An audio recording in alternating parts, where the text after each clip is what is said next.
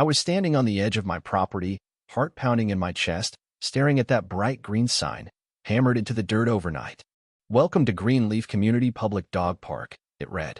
HOA property, public dog park. I nearly dropped my coffee mug. My ranch. My land that had been in my family for 4 generations. They couldn't just take it like this. But somehow they had. While I'd been busy fixing up the old back barn, helping my neighbor with her broken fence, the HOA had snuck in and filed some shady paperwork. A few slick signatures, a fake plat map, and just like that, according to the city records, that section of my land now belonged to them. And the worst part? It wasn't just any section, it was the part with the main water access. That well and irrigation line? They served half of Greenleaf Estates, the HOA's fancy homes downhill. Now, they'd fenced it all off, torn up my crops, leveled the earth, and put in doggy waste bins, picnic tables, and what I swear was the sound of teenagers throwing a frisbee while 2 dogs peed on the foundation of my old barn. My fist clenched so tight my knuckles went white. I didn't scream. I didn't cause a scene. But right then, I made a decision. If they wanted a dog park so badly, fine. But they were going to find out exactly what happens when you bite the hand that waters you. I walked away, calm as could be, went back inside, and pulled open the old filing cabinet my grandfather used to keep every document, map, and contract related to this land.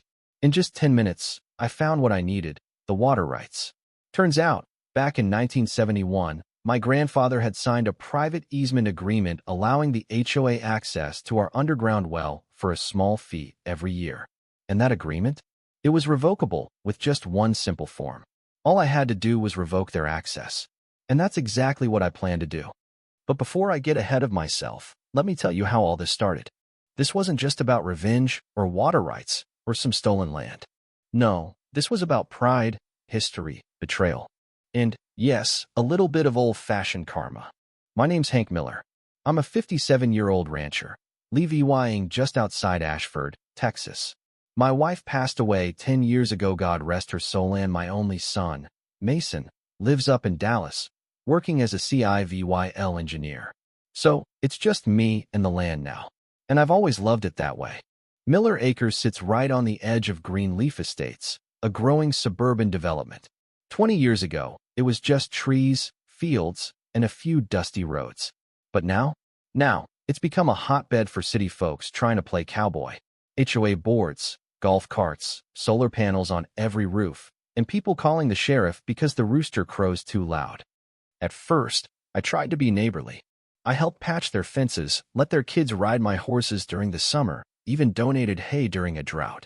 But the more houses they built, the more entitled they got. They started complaining about the smell of my cows, the dust on their Teslas, the tractors I kept in VYEW of their kitchen windows. One woman, Cheryl, who was president of the HOA, even came over once with a clipboard and said, "Mr. Miller, have you ever considered turning your ranch into something more modern? Like a community garden or a dog park?" I laughed in her face. Apparently, she didn't like that. I didn't hear much from her after that. Until last week. That's when the signs appeared. And the fence. And the bulldozers. They moved fast, too fast. It was almost like they knew I wouldn't be able to stop them. Now, don't get me wrong. I know land disputes happen. But this one was personal. The HOA had always hated that my land wasn't under their control. They tried to pressure me into joining their association years ago. I refused. So what did they do? They used a legal loophole. Cheryl and her crew forged a said neighborhood plan, claiming part of my land had been mistakenly left off their map. They submitted it to a city official who, probably tired or bribed, didn't notice the change. Suddenly, the HOA had legal claim to 12 acres of my ranch. And just like that, they turned it into a dog park. They didn't ask. They didn't pay. They didn't warn me. They just took it. I remember standing there that first morning, boots sinking into freshly flattened dirt, staring at a woman tossing a tennis ball to her golden retriever. The ball bounced off an old rusted water pump, one that connects directly to the line feeding the HOA neighborhood. She smiled at me like she owned the place. I didn't smile back. I went home, and I started digging not just into paperwork, but into old memories. I remembered my grandfather telling me how he built that irrigation system by hand, how he let the nearby community tap into the water back when folks still respected each other. That pipeline, the one that ran right through the stolen dog park? It was the HOA's lifeline. and I held the valve. The next day, I consulted a lawyer. A good one. She nearly jumped out of her seat when she saw the easement agreement. "They can't do this," she said. "They've violated the terms. You have every right to revoke access immediately." I signed the papers. That night, I went out to the old maintenance shed, unlocked the rusted chain on the main valve box, and placed a fresh metal cover on top one that locked. Then, I turned off the water completely. By sunrise, over 80 homes had no water. Toilets didn't flush. Faucets ran dry. Sprinklers sputtered. Boy, the panic set in fast. I stood on my porch, sipping coffee, watching a parade of confused HOA residents gather near the new dog park entrance. Cheryl showed up in her Lexus, stormed out in high heels, and started yelling into her phone. And that was just the beginning. Before I tell you what happened next, you should know one more thing. This fight? It wasn't just about water. It was about respect. They messed with the wrong rancher. And they were about to find out that in Texas, you don't steal land from a man whose well runs deeper than your pockets.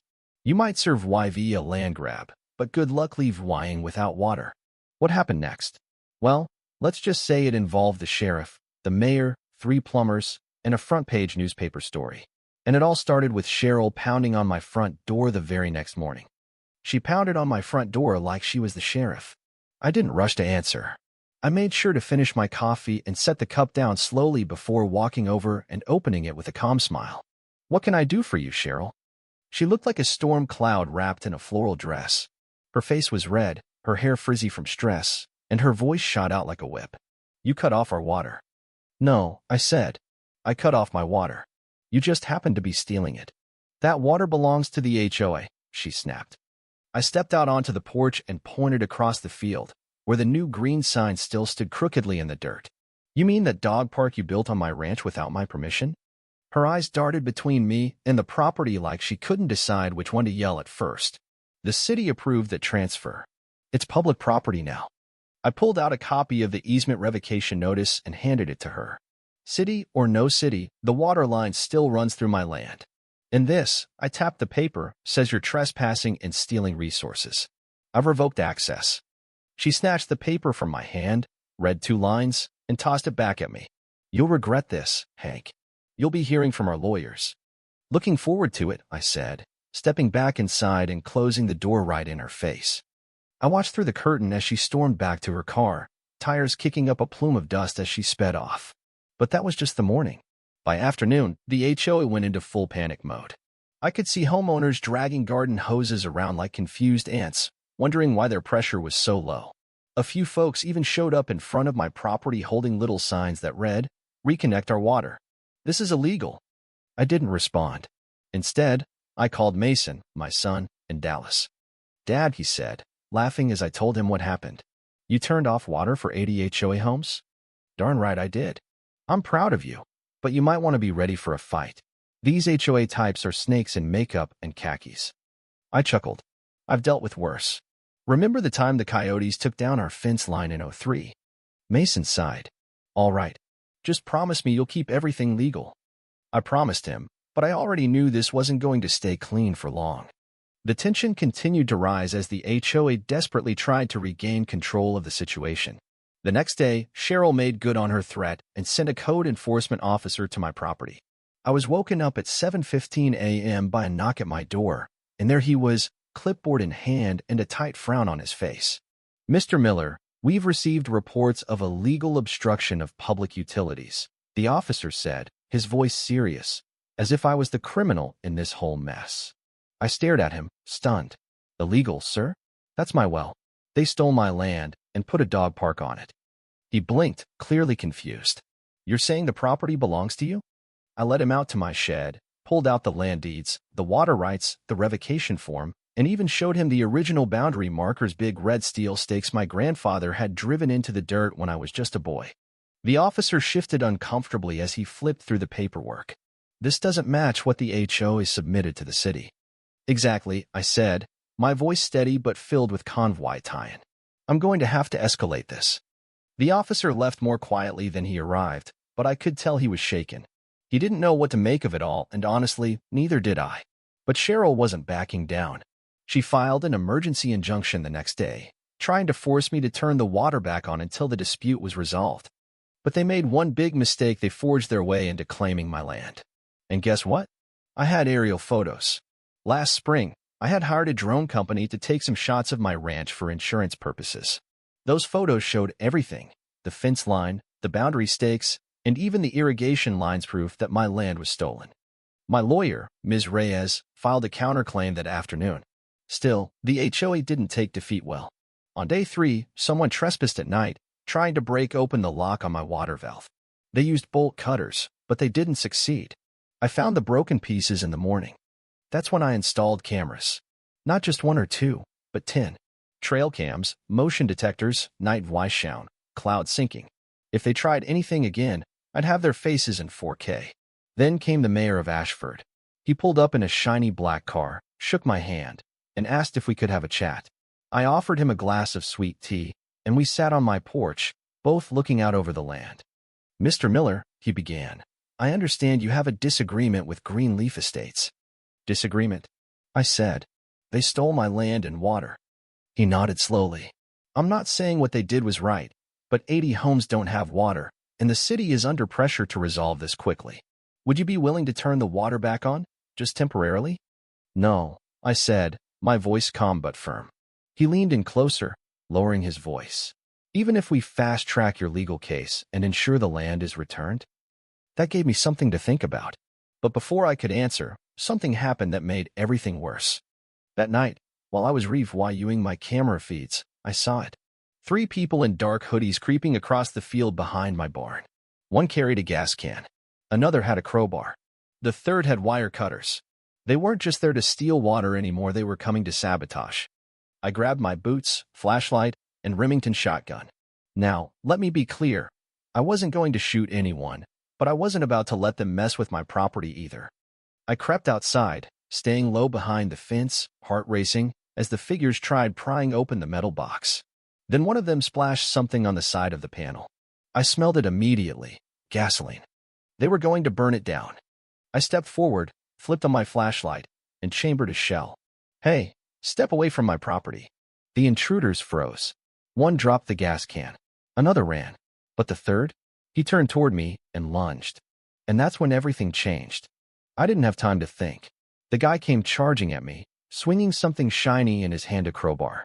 I held my ground, aimed the shotgun low, and fired once into the dirt in front of him. Boom. The blast echoed across the ranch like thunder. He stopped dead in his tracks, eyes wide, like a deer in headlights. Then he stumbled backward and took off running with the others. My legs were shaking, but I didn't lower the shotgun until they were out of sight. I stood there for a long minute, heart still pounding in my chest. I called the sheriff. "Shots fired," I said. "Warning shot." But they tried to set fire to my pump house. Within 10 minutes, 2 patrol cars pulled up, lights flashing in the dark. I met them at the gate, showed them the gas can, the pry marks on the panel, and the crowbar the guy dropped while fleeing. Deputy Lopez, a young guy with a calm voice, pulled me aside. "You realize this could have gone a lot worse, Mr. Miller?" "I didn't want to hurt anyone," I said. "But I'm not going to let them burn down my water system." He nodded. "You were within your rights. We've got everything on tape." The next morning, the sheriff called. "We got them, Hank. All 3. 2 of them are HOA board members' kids. One's Cheryl's nephew." It didn't surprise me, not one bit. But the part that did? They were all facing charges: attempted arson, trespassing, property damage. I sat there in silence for a second, letting that sink in. Then I let out a breath I didn't even know I'd been holding. "Thank you, Sheriff." But listen, this wasn't over. Cheryl was already out there, spinning the story in the press. She made it sound like I'd pulled a gun on some poor kids over a park. A war had started, and I wasn't backing down. The public outcry and final victory. The next few days were a whirlwind. The media was eating it up, and Cheryl's crocodile tears were everywhere. But the public wasn't buying it. People were furious, and they rallied behind me. Support poured in. A local plumbing company offered to inspect my entire water system for free. A contractor volunteered to rebuild my pump housing, again at no charge. Ranchers from 2 counties overdrove up to help restore my burned fence line. One old-timer named Roy's voice like gravel shook my hand and said, "We take care of our own in Texas. These HOA buzzards messed with the wrong ranch." I was humbled, but more than that, I was fueled. Cheryl's own board members began to turn on her. One of them leaked a series of internal emails showing that Cheryl knew my land was still legally mine before they built that dog park. She told the board to go ahead with it anyway. He's old. He won't fight back. The news went viral. The city launched an investigation. The HOA board was dissolved, and Cheryl was arrested for fraud, bribery, and conspiracy to commit property theft. I watched from my porch as they took her away in cuffs, her red lipstick smeared, her hair a mess. She was screaming something about how the media twisted everything. No one came to her defense. The final twist. The next morning, I got another letter. This one wasn't from a lawyer or city office. It was from Mitchell Harris, Cheryl's nephew, the kid who tried to burn down my pump house. He was served waiting time at a juvenile facility, and the letter was handwritten. Mr. Miller, I'm sorry. I didn't know what we were doing was that serious. My aunt told me it was just a protest. I never meant to scare you or cause damage. I see now how wrong it was. I'm trying to turn my life around. I hope one day you can forgive me. Mitchell. I sat there for a long time after reading it. Because, despite everything that had happened, the stress, the fights, the sleepless night, that letter reminded me why I never gave up. It wasn't just about land or water. It was about standing up for what's right, even when it's hard. And that kid? He still had a chance. But just as I was ready to close this chapter, something strange happened. My mailbox was empty for 2 days. Then, on the third day, I found a new envelope marked, "No return address." Inside was a photo of my ranch, taken from above. In the corner, someone had scribbled a note in thick black ink. This isn't over. I stared at that photo in my hands, my heart sinking. Whoever had sent it wasn't done. Maybe it was one of Cheryl's old allies, bitter and watching from the shadows. Maybe they blamed me for the HOA being dissolved. Or maybe they just couldn't accept that they lost. I wasn't afraid, but I wasn't going to let this keep going either. So, I upgraded my cameras again, added solar-powered floodlights, and put up new signs around the property, private ranch. Trespassers will be prosecuted. And you know what? Life slowly returned to normal. The city cleaned up the mess, I reseeded the land, and soon, the wildflowers were growing again. Mason Weiss-sided, and my grandson Hode never really understood how important Miller Acres was to me. Looked at the ranch and said, "Grandpa, this place is awesome. It's like a castle. With cows." I smiled because that's what it was. Mine. A legacy protected. A few months later, I got another call from Ms. Reyes. "Thought you'd want to hear this," she said. "Cheryl pleaded guilty in court today." I sat on the ladder, just stunned for a moment. All of it. Fraud, bribery, illegal seizure of land.